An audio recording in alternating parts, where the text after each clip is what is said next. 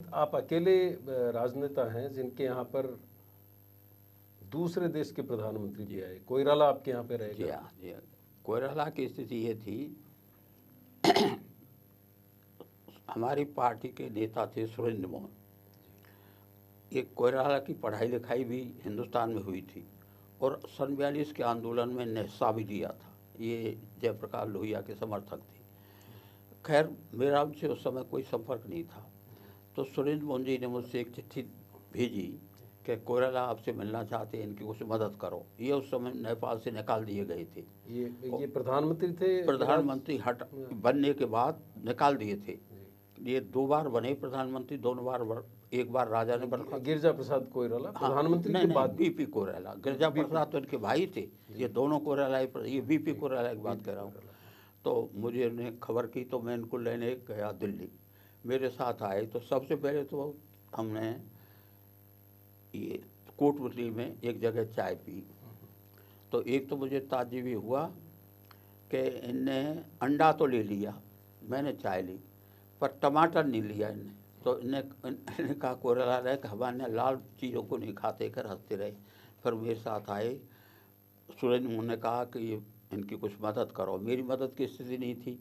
तो फूलचंद जैन एक एमएलए थे कांग्रेस के, वो मुझे मिले और मैंने उनसे कहा कि हरदेव जी से कह के मेरी तरफ से कहो कि इनकी मदद करा। तो हरदेव जी ने फूलचंद जैन के मार्फत उस दिन 10,000 रुपये भेजे।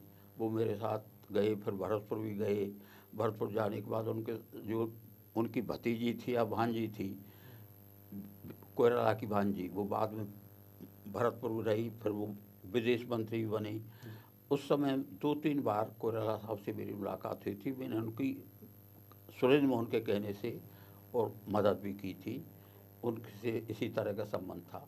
इसी तरह से एक सफात खां थे, सफात खां, वो मेवात के रहने वाले थे। मेवों में शायद वो पहले पढ़े लिखे थे जो अलीगढ़ में पढ़े थे। तो लोगों में ये प्रचार था कि वो तो इंग्लैंड पढ़ने गए हैं, फलां जगह पढ़ने गए।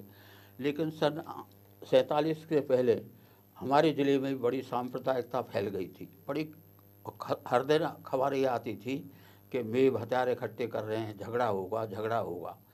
उस बीच में एक कम्युनिस्ट नेता थे डॉक्टर अशरफ, उनके संग एक और नाम से मतलब ही था, क्या था, 2 लोग आए और मुझसे मिले और उन्होंने कहा मेवात में चल के हमें कोशिश करनी चाहिए। तो मैंने कहा मेरा इतना असर तो है नहीं, मैं तो आपके साथ चल सकता हूँ।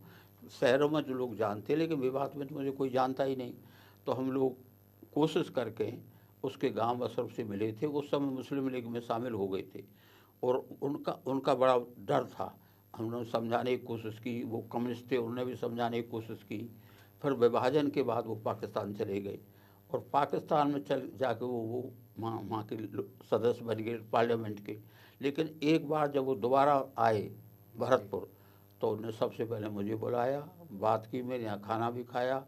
हमने फिर उनको यही बताया था कि विभाजन तो हो गया, पर कोशिश ये करो हिंद और पाकिस्तान एकता नहीं पर इनका फेडरेशन बन जाए, ये बात कही। तो उन्होंने कही तुम जो कह रहे हो ये वहाँ पाकिस्तान में मेरी बात कोई नहीं सुनेगा।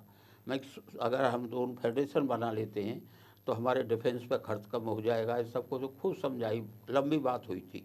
एक मेरा उनसे भी संबंध रहा